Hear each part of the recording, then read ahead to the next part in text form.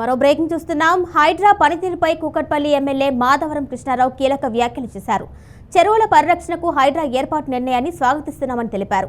చెరువుల సంరక్షణకు నాలాల ఆక్రమణలు కూడా తొలగించి చెరువుల్ని అభివృద్ధి చేయాలని, కూకట్పల్లిలో ఓ చెరువులో ఉన్న శ్మశాన వాటికకు 40 సంవత్సరాలుగా ఉన్న ఆలయానికి నోటీసులు ఇవ్వటం శోచనీయమన్నారు. చెరువుల ఆక్రమణలు తెలియక అన్ని అనుమతులున్నాయని ఇళ్లను కొనుగోలు చేసిన వారికి ప్రభుత్వం ఏ పరిష్కారం చూపిస్తుందా అని ఆయన ప్రశ్నించారు. కూకట్పల్లి మైసమ్మ చెరువులో ఉన్న రాజీవ్ గాంధీ నగర్లో పట్టాలు కాంగ్రెస్ ప్రభుత్వం మంజూరు చేసింది. అక్కడ హైడ్రా ఎటువంటి చర్యలు తీసుకుంటుందని ఆయన ప్రశ్నించారు. హైదరాబాద్ నగరంలో ముఖ్యమంత్రి గారు తీసుకొచ్చినటువంటి ఒక హైడ్రా పేరు పెట్టి ఎక్కడైతే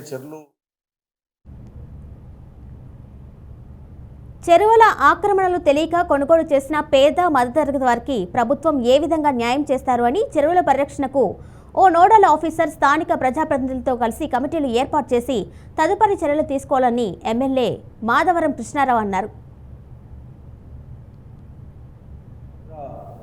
హైదరాబాద్ నగరంలో ముఖ్యమంత్రి గారు తీసుకొచ్చినటువంటి ఒక హైడ్రా పేరు పెట్టి ఎక్కడైతే చెర్లు ఉన్నాయో ఆ చెర్లలో అక్రమానికి గురైనటువంటి చెర్లన్నిటి కూడా మంచి చేయాలి అన్నటువంటి ఆలోచన ఆ చెర్లలో ఉన్నటువంటి పెద్ద పెద్ద బడాబాబులు కానీ వీళ్ళందరూ కూడా కబ్జకు గురైనటువంటి ఆలోచన ఉంది కాబట్టి ముఖ్యమంత్రి గారికి గతం నుంచి కూడా నడుస్తూ ఉంది. దానికి ముఖ్యమంత్రి గారికి హైడ్రా వలన ప్రజలకు మంచి జరగాలని ముఖ్యమంత్రి చేసినటువంటి హైడ్రా ఏదైతే ఉందో దానికి నేను పూర్తిగా అభినందిస్తూ ఉన్నాను. ఒక మంచి ఆలోచన హైదరాబాద్ నగరంలో హైదరాబాద్ వాసునిగా, హైదరాబాద్లో ఉన్నటువంటి మాకు ఎక్కడ హైదరాబాద్ అంటేనే మాది, హైదరాబాద్ వాసునిగా ఎమ్మెల్యేగా ఉన్నటువంటి చెర్లు ఏవైతే హైదరాబాద్ నగరంలో ఉన్న చెర్లు, గొలుసుకట్టు చెర్లు చాలా మటుకు హైదరాబాద్ తెలంగాణలో గొలుసుకట్టు చెర్లు అనేవి ఉంటాయి. చెరువు నాలా ఉంటాయి. నేను ముఖ్యమంత్రి గారికి మీ ద్వారా విజ్ఞప్తి చేసేది ఏంటంటే, హైడ్రా ఉన్నట్టు కమిషనర్ గారు కూడా చెరువు నాలా ఉన్నాయి. ఆ చెరువు నాలాలు ఉన్నటువంటి గొలుసుకట్ల చెరువులని నాలలలో కూడా 200 ఫీట్ల నాలలు, 150 ఫీట్ల నాలలు, 100 ఫీట్ల నాలలు, ఇవన్నీ నాలాలు ఉన్నాయి. దానికి కూడా ఆక్రమణకు గురయ్యాయి.